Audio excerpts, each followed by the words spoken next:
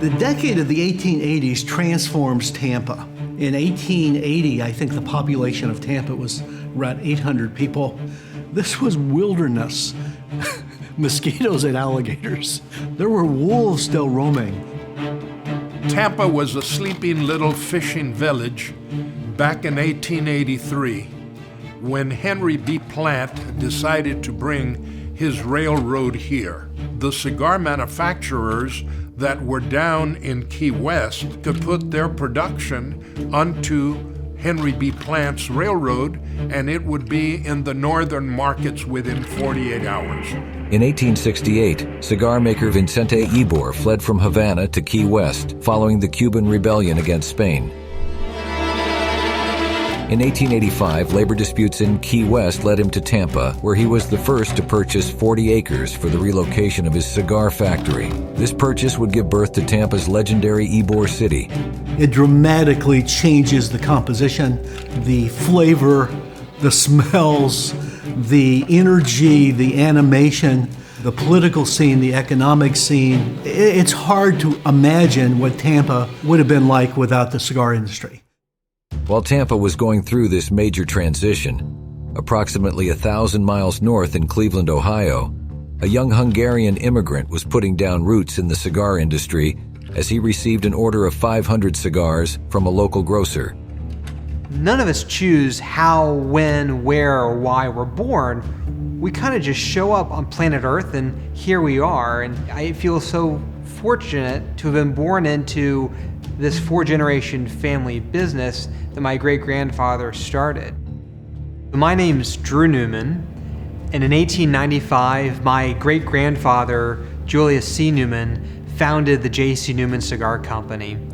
And 4 generations and more than 126 years later, we're proud to be the oldest family-owned premium cigar company in America. Of the 125 years we've been in business, about 100 of those years have been challenge years.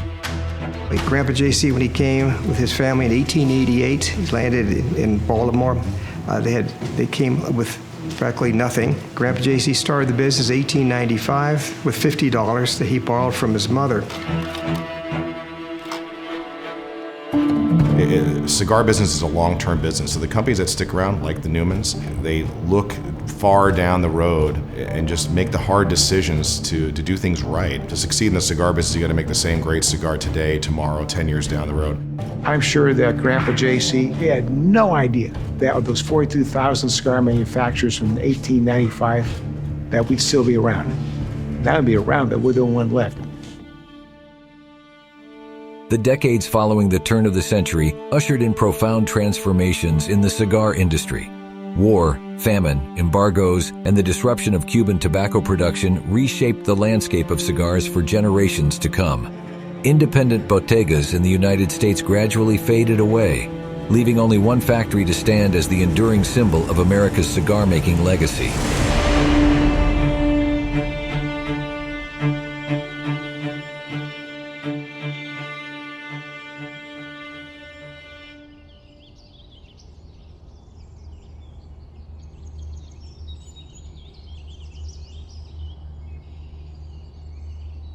Back in the 1800s, early 1900s, it was common for cigars to be made in America and to be made specifically in Ybor City with cigars that used wrapper and tobacco from Florida. Florida used to be the #2 grower of premium cigar tobacco in all of America, right behind Connecticut. The last time a crop of tobacco was grown in the state of Florida was in 1977. I'm Jeff Warsowitz, owner of Corona Cigar Company and Florida Sungrown, and we are at the Florida Sungrown Tobacco Farm in beautiful Claremont, Florida. I started out of my house, 100% mail order company. A couple late years later, the technology came out where you could have an online store on the internet. In 1999, I was running our cigarfamily.com website. At the time, it was the most popular online community for cigars on the internet. So I had a sense of the pulse of the online cigar community at the time because I was reading all the messages every day. And I kept hearing this name, Corona Cigar Company, out of Orlando, a new startup. They didn't have a shop yet, but they were making waves in the cigar industry. I guess I was probably 17 years old at the time, and my dad and I got in the car. We drove over to Orlando, and we met this guy named Jeff Borshowitz. So the Newmans, it's not only a business relationship, but I love them as family. They're some of the most honorable, honest, and just good people, period, in or out of the cigar business. I'm proud of their commitment to keep that tradition going. Tradition's important in this country. We shared a passion of Florida and the history of cigars right here in the cigar city. There's a reason there's no tobacco farms left in Florida is because it costs too much and there's no way to do it as a profitable venture. But you can do it for a passionate venture. And so that's what we did in a very small way. Jeff said, I want to start growing tobacco in Florida again. I said, sign me up. How can we get it? We've been growing it since 2014. We're on a 20-acre farm. And it's just a way of bringing back that little lost piece of American history where cigar tobacco from Florida wasn't available for 50 years.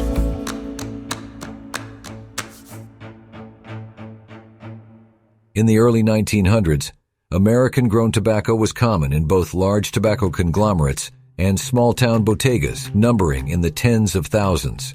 If we go way back in the cigar business, just about every American male smoked a cigar. It wasn't like they were buying national brands, like, okay, I'm a Monte Cristo smoker, I'm a this brand smoker or that brand smoker. A lot of these cigars were just rolled quite locally, making cigars in a barn outside the house. It was a very small operation, and that was very common. You would go to your local market and get your cigar. You get some at your grocery store. You get some here or there. There were cigars everywhere.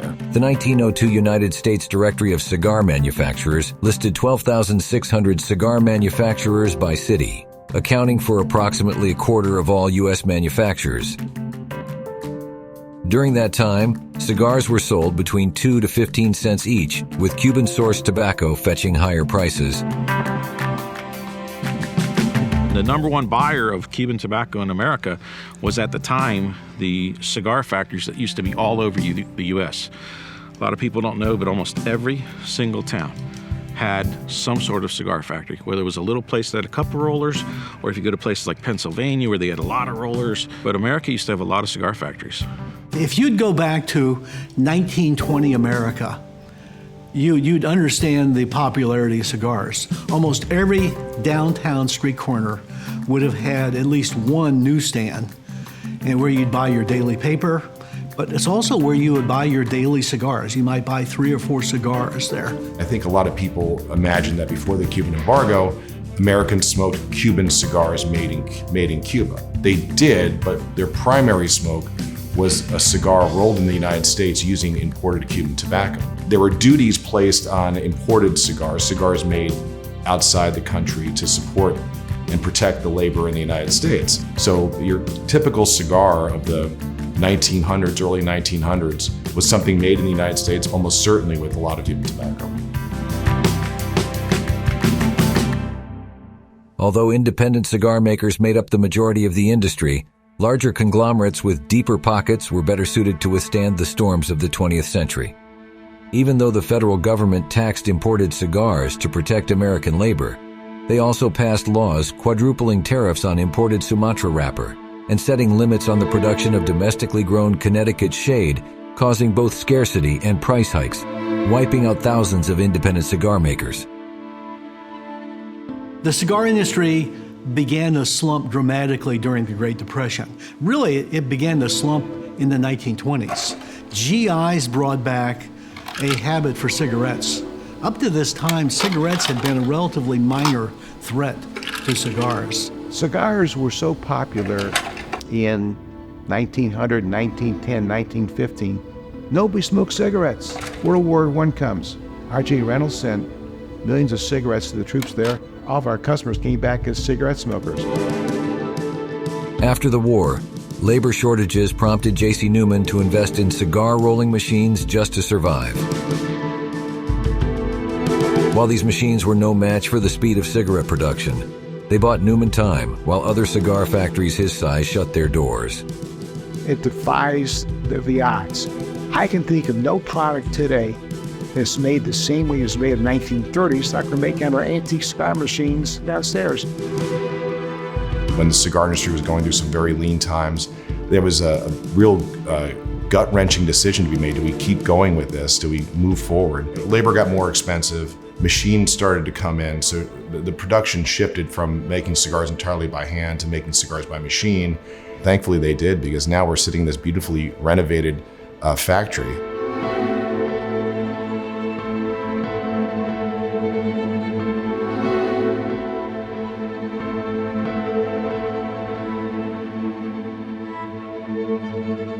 Newman had a genuine love for the industry and those that worked in it, preferring at times to operate at a loss than to shut his doors. At a time when General Motors plant in Cleveland closed for 2 years, my grandfather ran 2 shifts, making 2-cent cigars. When the state of Ohio proposed taxing the cigar industry for revenue, he convinced lawmakers it would lead to an industry collapse, having the opposite effect.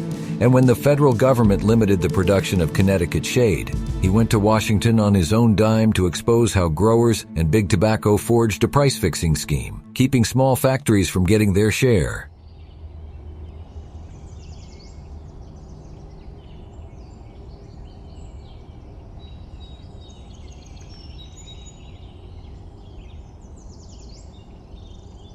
Where are you all from? All over the United States. I hope, you can't start them too young. There's a young fella here. How do you do?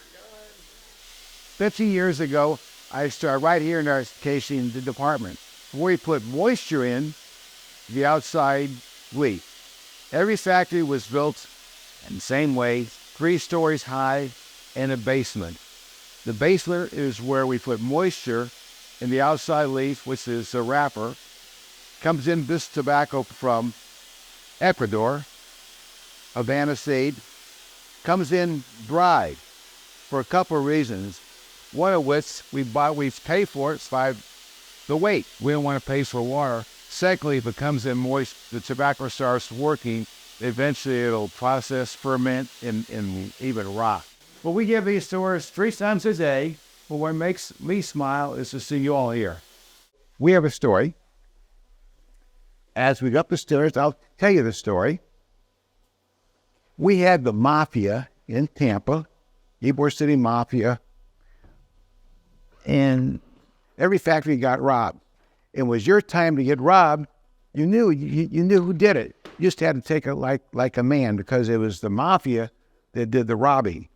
And nobody wanted to piss off the mafia. You wouldn't last very, very, very long. A couple of years ago, we were cleaning up for our factory.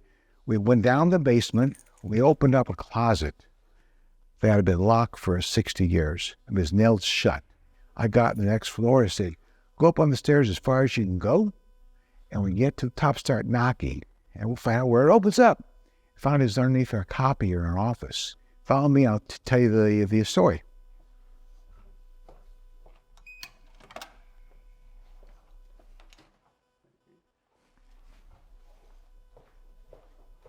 Hello, Mary. This is our conference room now, but back in the 1930s, it was the general manager's office. He would be putting out the money in piles for his cigar makers. When he heard a ruckus up at the front, he'd take the money and he'd open up a hatch and went down a secret set of stairs. Let me show you. We discovered it. We removed the copier. We fixed it up so we can go down here. But basically, now it has a hydraulic lift. Excuse me. So these are, come follow me. These are the actual stairs. We haven't changed it. That was built when the factory was built. Hidden stairs that the general manager of the Regensburg factory would take his money, come down these stairs, go around the corner, hide in a vault until the mafia groups left. In the early 50s, we were still in Cleveland, and at that time, there were 5 major cigar companies wanted to run the little guys, like my grandfather, out of business.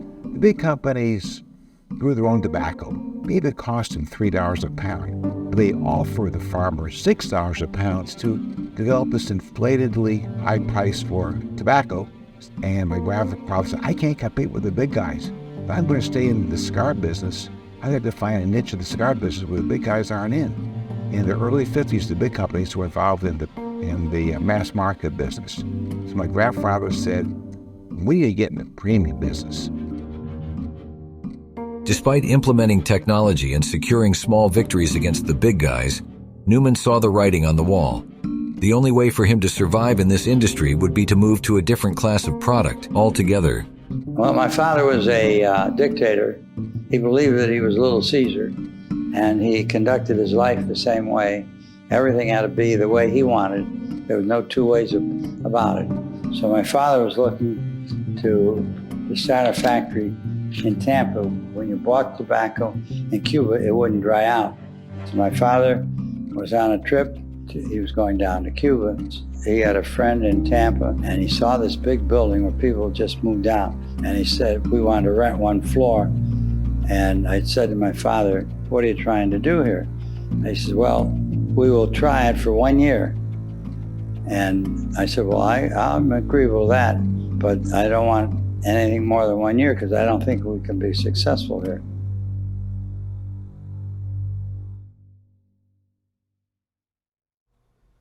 Okay, EJ, would you introduce yourself and tell the audience where we are right now? My name is EJ Salcinas. I'm a retired appellate judge in the state of Florida, and right now I'm in the famous El Reloj cigar factory in Ybor City, Florida.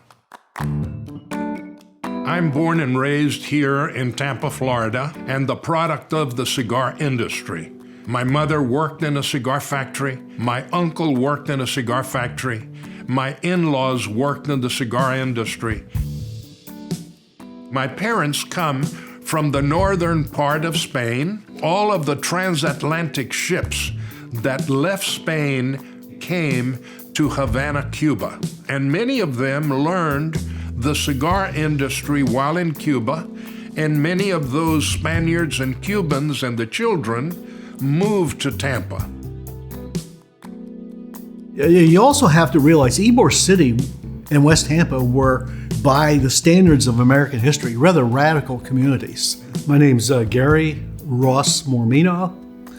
I'm a retired history professor at University of South Florida, and I've been studying immigrants. You had really 4 distinct immigrant groups in Ybor City. The largest group were Cubans, but you had Afro-Cubans, very separate group. You had Sicilians and you had Spaniards. All the Sicilians in Tampa learned Spanish. Spanish was the lingua franca. But you had a handful of Jewish cigar manufacturers. Regensburg would have been one. It's a big question, were they part of Ybor City or were they in Ybor City?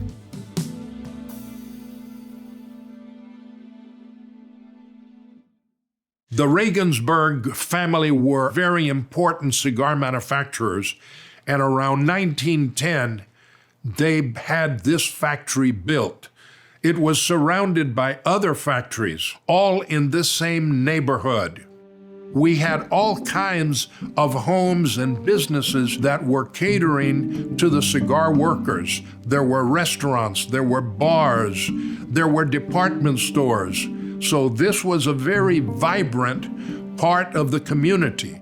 I remember in my late teens, these older men asked me to be a member of the Cigar Festival Association. I could speak Spanish as well as I could speak English. I knew how to handle a microphone, and I met Millard Newman and Stanford Newman. But it was J.C. Newman that told the boys, hey, pack up, we're moving to Tampa.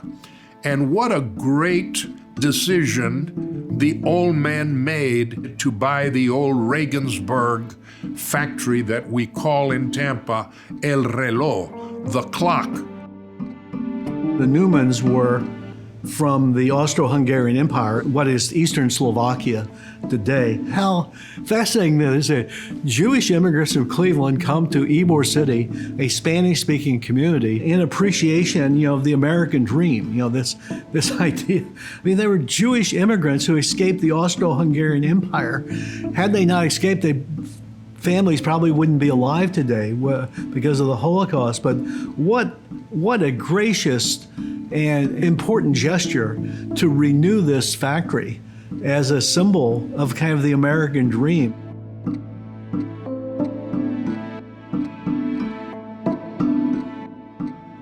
My father had stopped on the way down to Cuba in 1953. Mr. Falk, who owned the building, said, "But you can't rent it and have the whole building to yourself. If you want to own the building," he said, "you have to buy it from me." So my father said, "Okay, I'll take the building." I walked out with my father and I said, we came to an agreement that I was going to try it for 1 year and then move out, and here you are buying a building. I said, "I don't want to stay here." So he said, "Son, I'll tell you what." He says, "I'll buy it myself. I'll take it out of the company and I will own the building as an investment." I said, "Okay." So he shut me up that way. On April 30th, 1958, just 4 years after moving to Tampa, Julius Caesar Newman passed away at the age of 82.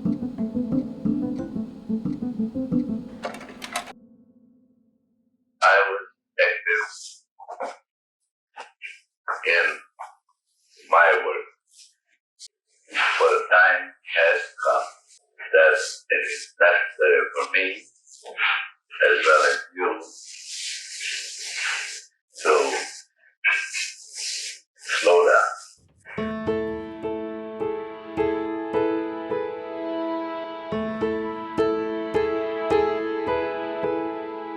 My name is Carlos Carlito Fuente Jr., known as Carlito. Well, my relationship with the Newman families go back since I was a young child. And matter of fact, I remember being born here in the community, hearing that clock tower, the sound of the clock tower. I literally grew up 1 block away from their building. I went to kindergarten across the street from their building, Wolf Settlement.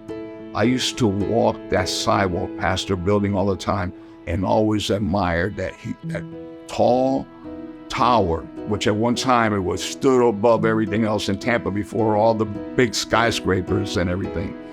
I've always had the greatest admiration for the Newman family. Stanford Newman became a mentor for me. He was someone I always looked up to. He did things differently than everyone else in the industry. He always was pursuing quality.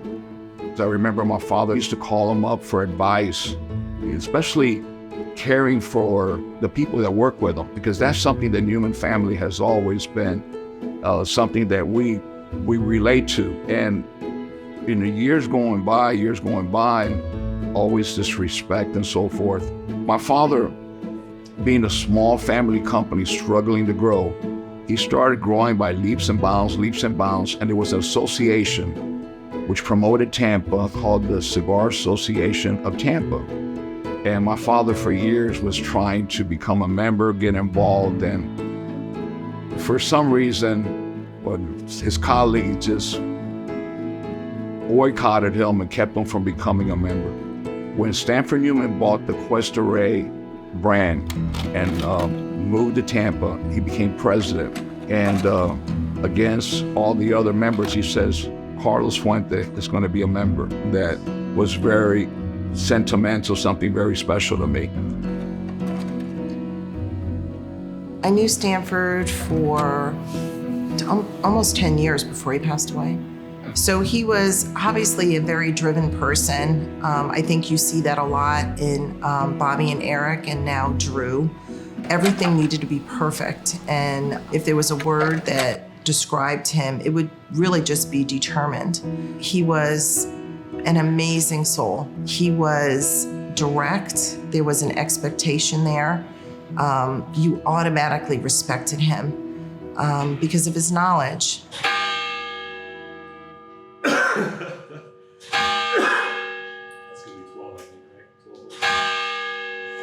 So this was something that Stanford fixed before he passed away. Really? It is. He was heavily involved, along with Eric, in getting the clock working again right before his 90th birthday. That was very important to him.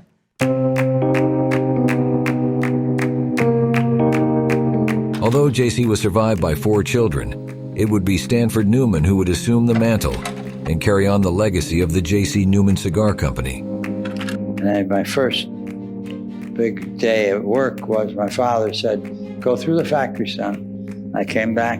He said, "Did you find everything good?" He said, "I found everything perfect." He says, "There's no such thing. You can't have 300 or 400 people working and find everybody perfect. Go back up."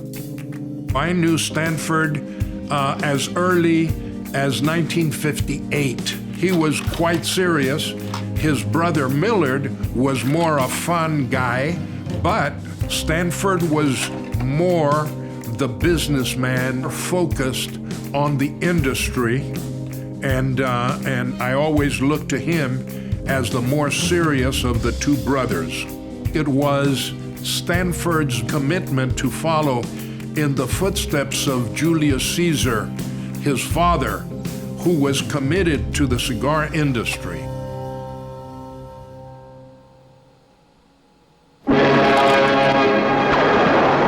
This was the scene of turmoil in the capital, Havana, as the climax of revolution was reached. Anyone suspected of sympathy for the Batista regime came in for a rough time. What person had the most influence in modern Florida history? Fidel Castro. Fidel Castro changed the demographic face of Florida. At the time, in the late 50s, many of the immigrants were sympathetic to the rebel Fidel because it was a corrupt regime under Batista. In the early days, it was unclear whether Castro was going to be a force for good in Cuba or just another dictator. He would often charm American reporters to sway American public opinion in his favor. How do you like the American press? Yes, you, the reporters, are wonderful.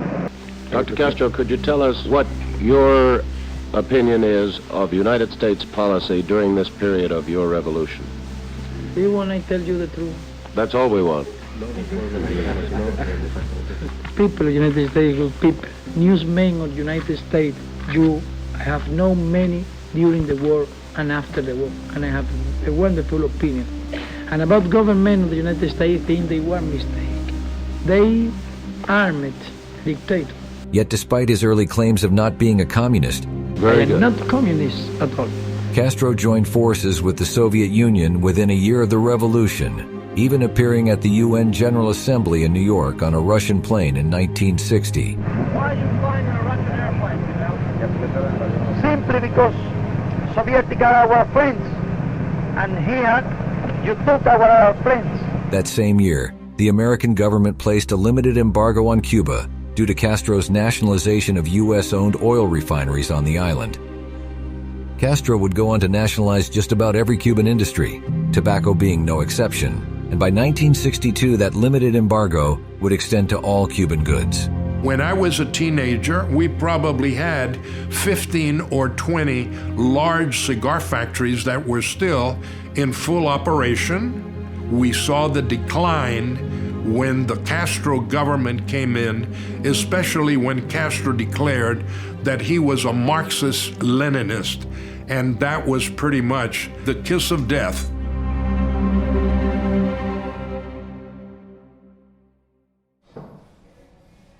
Hi, Mr. Newman. Hi, I'm Drew.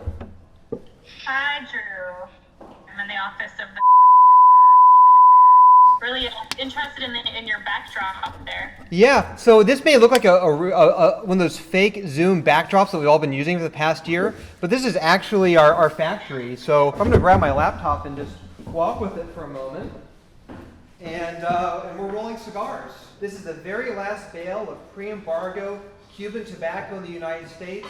It's from the 1958 crop, and my grandfather saved it, and so it's been part of our factory ever since. And so Thank you, Drew, for this information and for this show and tell. It's fascinating. Okay. With this in mind, we have our policy under review, and we are making sure that we're reaching out to folks, getting your opinion on where we can go. I want to go ahead and turn it over to you. Thank you so much. 100 years ago here in Tampa, there were 150 large cigar factories just like ours that rolled 500 million cigars by hand every year, almost exclusively using Cuban tobacco. More Cuban tobacco was rolled into cigars here in Tampa than in Cuba itself. And when President Kennedy imposed the Cuban embargo with the stroke of a pen overnight, all of a sudden we lost the supply of our primary supply of tobacco. And we're very interested, whenever it's appropriate and legal to do so, to bring Cuban tobacco back into the United States. And I will say one concern that we do have as an American cigar company is just being able to compete against the Cuban government when the embargo is lifted, particularly since we know that when it is legal for the Cuban government and Habanos to ship Cuban cigars rolled in Cuba to the United States, there's going to be a lot of demand for that, and demand for our products and cigars made in the Dominican Republic, Honduras, and Nicaragua, I'm sure is going to be affected. And I think one of the ways that we could be helped by that would be to allow us to bring in not cigars, but raw tobacco to the United States now, so that we can start rolling with Cuban tobacco, so that when the embargo is ever lifted in the future, we'll be able to also offer cigars with Cuban tobacco, and the Cuban government won't have a monopoly on that product. Thank you. I really appreciate your insights on this. Thank you for reaching out.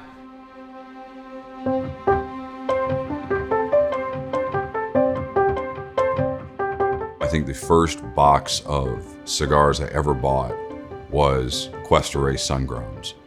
And we were touring the vault downstairs where they have basically their history of cigars laid out.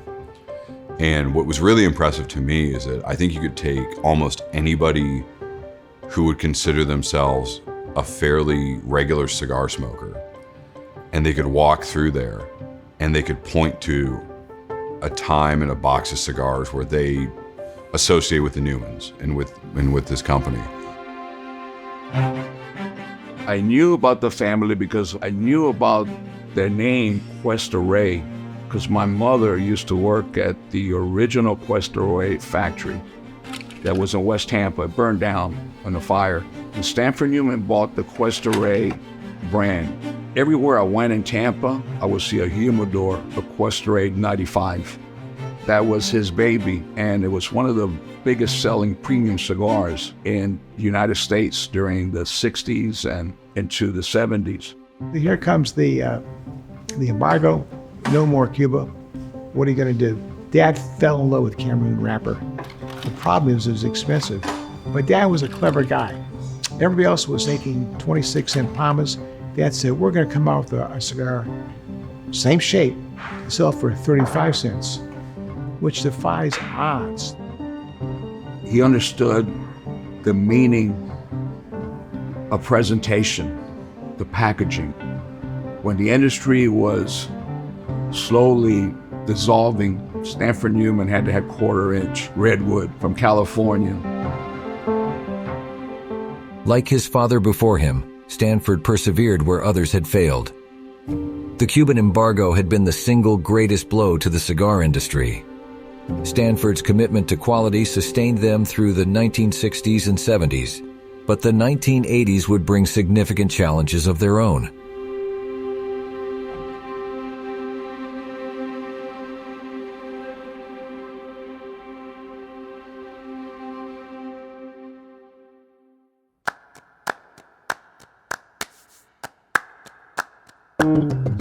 Growing up, Eric was almost like a second father to me. He taught me how to throw a baseball. He taught me how to throw a football. Whatever Eric did athletically, I wanted to do. He went to school in the mountains of Tennessee. And the reason I went there, because my brother went there. He was playing football, so I played football. And he was a senior and I was a freshman. And even though it's Division III, we were as serious as if we were playing at the University of Southern California, or at Notre Dame, or at Clemson. Football was really important to us. When I refereed high school football for 46 years, it was maybe 2004, maybe. Go to the sandwich restaurant, place my order, sitting down with this guy. We started talking, there's a football game on television. He says, I'm bringing a football game to Tampa. I'm looking for officials. Every Super Bowl, he brings his youth all-star team from Los Angeles to play the local host city's youth all-star team, who's always coached by an NFL player. So that's nice. So I told my wife about this my experience at lunch, and I said I met this fellow, wanted us to officiate his all-star game, but I never heard of this guy. He said the guy was snipe, duck, or dog, or fish, or whatever. And she said, could have been Snoop Dogg? Yeah, that's the name. I said, who is he? She said, you don't know who Snoop Dogg is? I'd never heard of him. And I called the rest of my crew. They were so excited. Let's do it. So we go to the game. I was impressed with the guy because the kids would come by. They would say to him, yes, sir, no, sir. But I did a little research, so I brought him a box of Diamond Crown Maximus. You say, you're a cigar manufacturer? What a coincidence. I'm a cigar manufacturer, too. Does it surprise you to know that he's friends with Snoop Dogg? Of course he is. Is Snoop coming tonight? Is Snoop going to be here?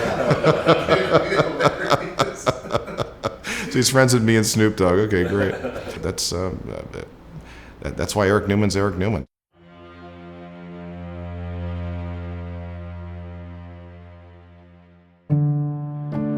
Family businesses are difficult, going from one generation to a second generation, then a third generation. And I've never said this publicly, but when Dad and Uncle Millard were working together, they got along okay, but I know Dad was very frustrated because of his, wasn't the hardest worker, and we missed a lot of opportunity. My grandfather had 4 kids. My father ran manufacturing, my uncle ran sales, and the sisters collected dividends. So my father owned a third, uncle owned a third, sisters owned a third. So in 1986, it was decided if we're going to stay in business, one side of the family had to buy out the other side. And some decisions in life are made with the heart, some are made with the head. And for a long time, 5 years, I thought that a heart got in the way of the head. It's hard for a family business to go from one generation to the next. And this was going to the 3rd generation, which is even more unique. And families grow. I love this industry. My brother does. Drew loves it. My kids love it. But Uncle Millard's, what he loved was Rolls Royces, and he was the largest collector of pre-1912 Rolls Royces in the world. My relatives are probably going to kill me, but it's okay. I'll turn the other cheek. Uncle Millard would only travel if he could buy or sell either a Rolls Royce or a part. I felt like if you had a full-time sales manager, and Eric and I are pretty good talkers, that we could do a lot better than someone that's an all-pro but only worked 10% of the time or 20% of the time or whatever. We had negative capital. Our liabilities were greater than our assets. Not a great way to start a business. We really struggled for about 5 or 6 years. We paid our employees, but we couldn't afford to pay ourselves. The cigar business is great now, but in the 80s, it was almost embarrassing to say you're in the cigar business. I think the fact that Bobby and I went through some hard times together makes us appreciate these good times. While the dust settled on the family buyout, Stanford, Bobby, and Eric would soon find that it's not only about the family that you get, but also the family that you make. Something happened that changed both of our companies' future. My father, we were in the Dominican Republic since 1980, and we had our factory here in Tampa. I was going to the Dominican Republic spending 4 weeks, and my father would be here running a Tampa factory. Then my father would go to the Dominican Republic and vice versa, go back and forth. 1986, 6 years, we were growing by leaps and bounds, so we both needed to be in the Dominican Republic. My father came to me, we still have a good business in Tampa, basically with machine-made cigars, because all our hand operation, we had moved it to the Dominican Republic. And he says, but we have a moral and personal obligation with our cousin in Miami, and we made a brand for him called Moya. It was our brand, but he was the exclusive distributor. And my father thought about those people who depended on these products over many, many years, since 1960 when they first came from Cuba. And he says, but we have to wind down Tampa. He says, Carlito, I know how much you love Tampa. I know how much this means to you, but we have to go to the Dominican Republic. He said, there's only one person in this entire industry that I will feel comfortable and trust to let him make one of my brands. So he went to Stanford Newman and he said, Stanford, would you be interested in making this cigar and supply our distributors? And Stanford, the conversation ended up, says, Carlos, of course I will, but would you consider making a handmade cigar for us? And this started this business relationship, collaboration, which ended up several years later to becoming partners. Without them, none of this is possible. And we're really one happy family all together. It's just incredible.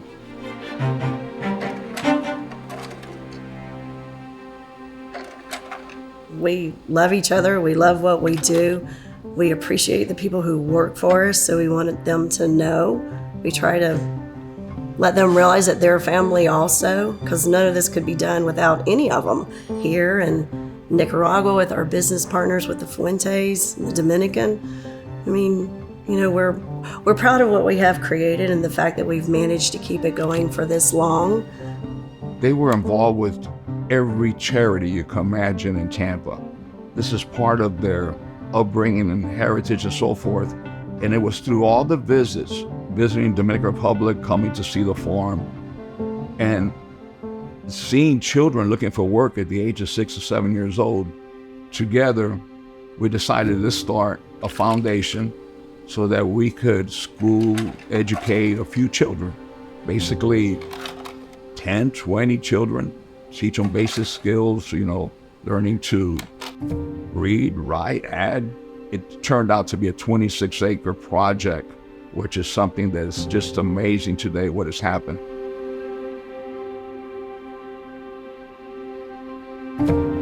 You could see the joy of these men's eyes when they see the what's going on at this school, giving hope to these kids that were living a very tough life, building this beautiful modern school and giving them the opportunity to get an education and go on to do bigger things. It warms the heart.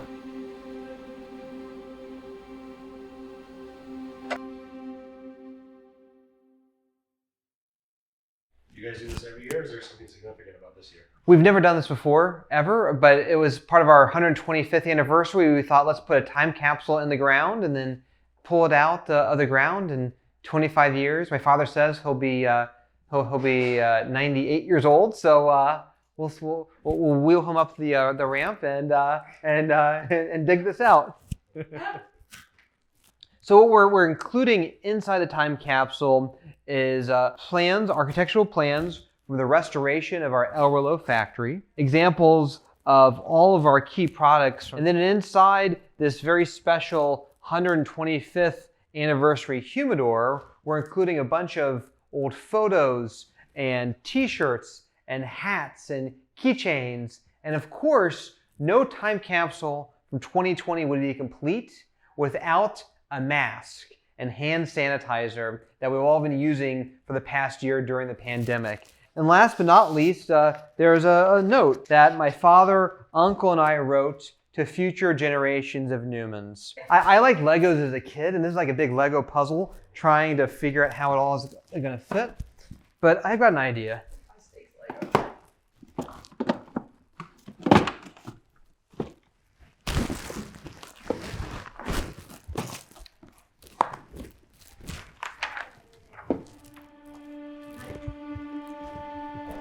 And that's it. Is Drew insane, or is he a genius for doing the American? Yes. Drew had a god-awful bad idea. Let's make an American cigar. It'll be 100% American-grown tobacco, wrapper, binder, filler. The boxes will be made in the United States. The cigar bands, the labels, the cellophane, the nails, the ink that goes into the printing. We thought, this is crazy. This is long before Donald Trump said, make America great again. I said, Drew, that's the worst idea. But I'll tell you what, you wait till your mother and I die, and get your inheritance when we die, or you can get it now. So, Dad, I want to do it now. I want to do it now. They wanted wrapper from our farm from Florida, because no one has Florida cigar wrapper, period. No one's had it for 50-something years. So they're like, we want wrapper from here. So that was a big deal. The thing is about the Newman factory is that they hadn't had hand-rolled cigars there in quite some time. So just like us wanting to bring back a tradition of growing Florida cigar tobacco, they wanted to bring back a hand-rolling cigar operation. It's not economically feasible. It's the same thing here. You can't grow cigar tobacco and try to make money. It doesn't work.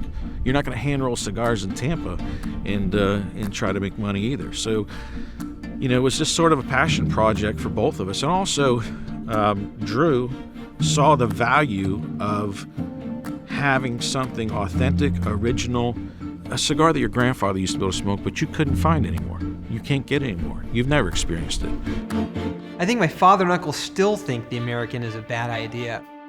Drew's got a vision, such a calculated vision. It's working. I think Drew is taking a very well thought out, calculated risk. Certainly unconventional and ideas that would seemingly swim against better judgment on a P&L sheet, but that's all centered around this idea of let's put our heritage and our culture here front and center. Let's tell our story.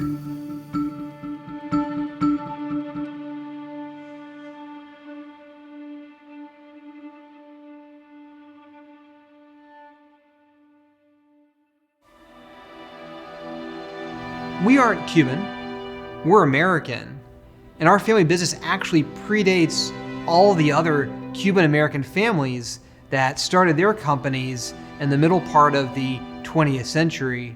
Our family business is so old, we're older than all the Cuban-American companies and the American cigar market today, and so we're very different than many of our competitors.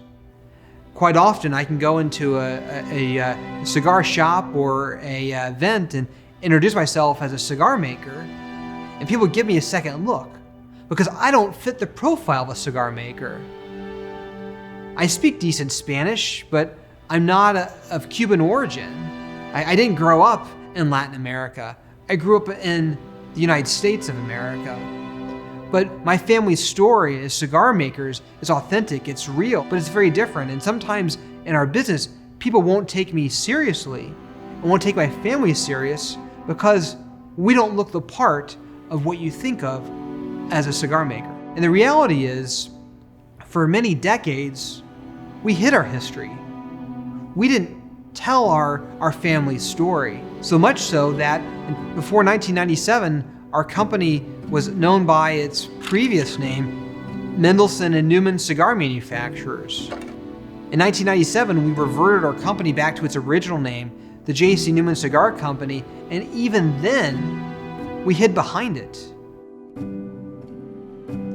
When Stanford very proudly came to me and says, Carlito, we're going to celebrate our 100th anniversary, I believe it was 1995. I would like you to blend a cigar for me. He says, but it has to be the best cigar. And I don't care what it costs, I don't care what it is, but it has to be different than anything that's ever been done. Back then, a big ring gauge cigar would have been a 50 or maybe up to 52. He says, I want everything to be 54. We didn't even have molds. I'd first like to ask the two people who are responsible for jointly developing the blend of this cigar to stand up, my father and Carlos Fuente Jr., which is over here. That cigar, I made it for a man I love, Stanford Newman. And today, I'm here sitting, enjoying a Diamond Crown 125th anniversary, which yesterday in this huge celebration with people attended from all over the world to pay their respect and gratitude to the Newman family for all their contributions, which actually is 127 years of their family history. But we know the reasons why no one was able to gather and get together and celebrate.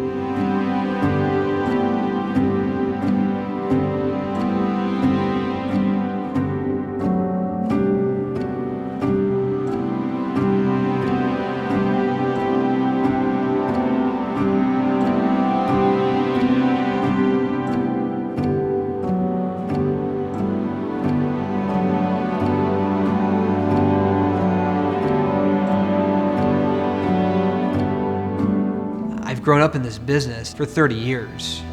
And so I saw what it was like to go through the cigar boom in the 90s. I saw what it was like when demand dropped around 2000 and how the cigar business has evolved in the last 3 decades.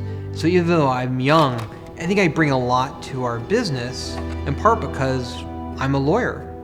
I lived in Washington, D.C. for 10 years. I'm a former regulator. Drew has been an indispensable resource as we've gone through legal documents that come down. We have policies that come down. I mean, it's not like it's paid, you know, and so this is his time that he'll spend articulating the industry's perspective and manufacturing perspective, whether it's with the FDA or the National Academy of Sciences that's now taking up the study for the FDA. I'm one of the few people in our industry who can speak in detail about what a premium cigar is and how it's made and how it's consumed and the wonderful nature of our handcrafted business. But at the same time, I can also speak the language of law, of government, of regulation, so that we can work towards our goal of simply continuing this family tradition for another 125 years.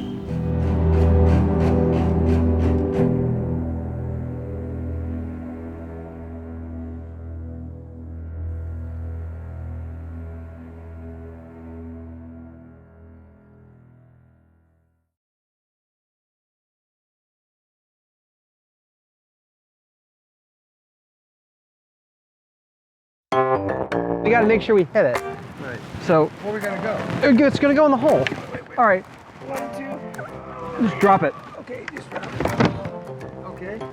That kind of worked. All right. Let me get where you are. I'm gonna pull it. Okay. Watch your back. Nice to have a young person.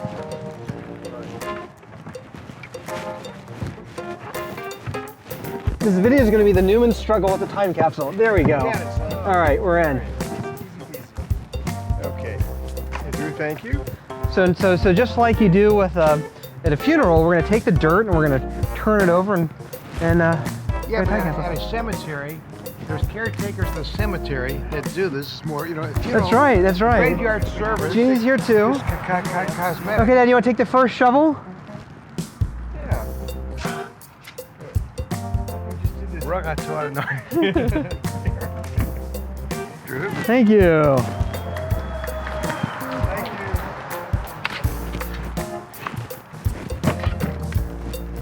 Thank you.